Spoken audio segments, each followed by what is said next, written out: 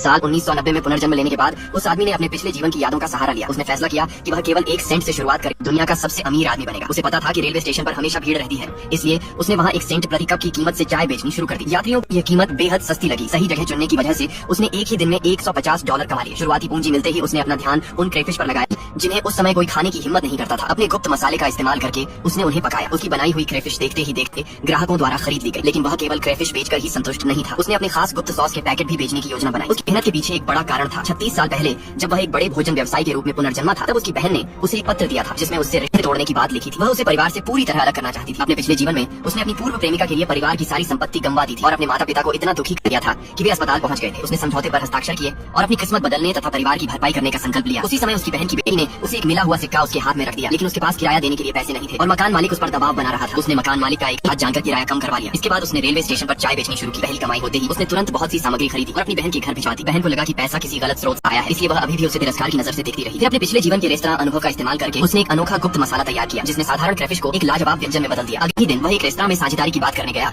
और अपनी पहली बड़ी डील हासिल कर ली। उसने अपना मुनाफा 10 गुना तक बढ़ा लिया। जल्द ही उसके खाते में $5000 की पहली बड़ी रकम आ गई। अब उसने अपना खुद का मसाला कारखाना बनाने का फैसला किया। संयोग से उसकी मुलाकात अपने एक पुराने सहपाठी से हुई। उसने उससे पूछा कि क्या वह साथ में व्यापार शुरू करना चाहेगा। सहपाठी ने उसे अपने चाचा का बंद पड़ा कारखाना इस्तेमाल करने के लिए दे दिया। उसने वहीं से अपना व्यवसाय शुरू किया। कुछ ही समय बाद एक अमीर घराने का युवक सस्ती कीमत पर क्रेफिश बेचकर बाजार पर कब्जा करना चाहता था, लेकिन उसने अपने सहपाठी से कहा कि क्रेफिश खरीदने की कीमत बढ़ा दो। कीमत बढ़ने से प्रतियोगी सस्ती बिक्री नहीं कर पाया और वह अपने सॉस पैकेट से लगातार मुनाफा कमाता रहा। नेक्स्ट पार्ट के लिए सब्सक्राइब कर।